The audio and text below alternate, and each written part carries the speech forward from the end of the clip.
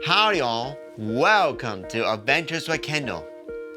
Today's video is a special one, where we talk with the California Center about helping the disabled community and the support staff. Now this video is a special one because it reveals a side of me that I've never revealed before on Adventures with Kendall, and that is my advocacy for disabled folk such as myself. So this chat with Shannon Grove is a great insight into that. So let's have a nice pleasant time with California Senator Shannon Grove. Representing California's 12th congressional district, which includes portions of Fresno, Tulare, and Kern Counties, along with the northwest portion of the Mojave Desert, Shannon Grove was born and raised in Kern County and served in the U.S. Army, being stationed in Germany.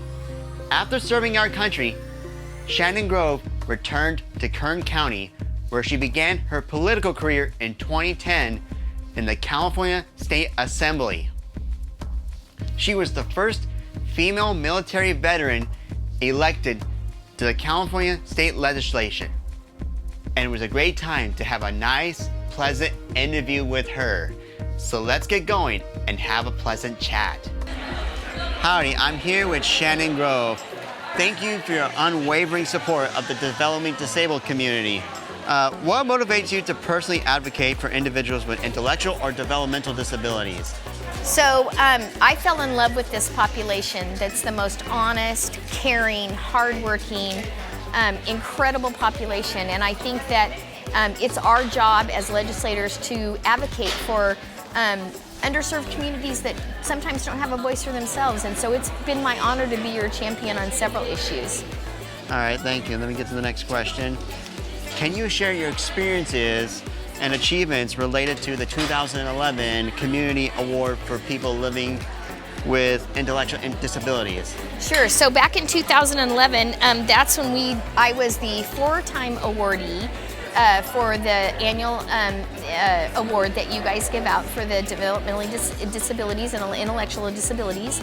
And it was just my honor, and we worked on protecting the rate providers so that we could get a rate increase. We fought against a rate cut, and then we also made sure that we kept the promise in making sure that the providers that meet people in the developmental disability community where they are so that they can live productive lives. Like you're interviewing me and doing television and radio and podcasting, or everything that you're doing. I think that's awesome that you get to do that. I have friends like Chloe Porter who are doing their artistic abilities and selling some of their paintings for upwards of $50,000. I see people out when I walk down that hallway over there. They're making their artwork and they're selling. They've started their own business and they have all kinds of things, and I think that's amazing that we get to be able to do that, and I will fight for you guys every single day. Oh, thank you. Now, the next question. Could you explain the Keep the Promise initiative and what inspired you to champion this cause? So the Keep the Promise initiative was the 8% increase that was promised to this community so that we could hire and keep staff on board that were going to stay and work and help those individuals in the community. And so we fought hard. We went against the governor and a whole bunch of people, and we won, and we fought to keep those rate increases so that no services would be lost in this community. Reflecting on your work in committees that impact the intellectually and developmentally disabled community, what accomplishments are you most proud of? I'm most proud that we were able to get the self-determination. I'm most proud that individuals with intellectual disabilities are able to make their own decisions, and that wasn't always the case. And I'm most proud that we were able to keep the rate increases that we fought for, and that we were able to keep the promise, at least on a small measure when we got the decrease, but we're able to keep the promise in making sure that the providers that provide access to all of the IDD community, that they have an opportunity for success, and make sure those providers are paid for and taken care of. Are there any significant events in the developmentally disabled community that you would like to acknowledge and honor today? So absolutely. I've worked with some incredible advocates that fight for the IDD community all the time. But I remember there was a big march on the Capitol, and I remember that the governor's office called the CHP, and they put horses and CHP officers at the door. And I walked down there and I said, come on, you're all coming with me. And they're like, they won't let us in. I go, you're getting in this building. And I told the CHP people, get out of the way. We're coming in the building and we're gonna fight for what's ours. And we went through that building and they all kind of were like, Miss Grove, Miss Grove. And I'm like, don't Miss Grove me, we're going to the committee hearing room. And so we went in there and we fought to have our voices heard. That changed the people's minds on the dais, and we just celebrated afterwards, and I love that. And I love that there are still people out there fighting for this community every single day. What are your expectations for service providers and direct support professionals, and how can they better serve individuals with disabilities?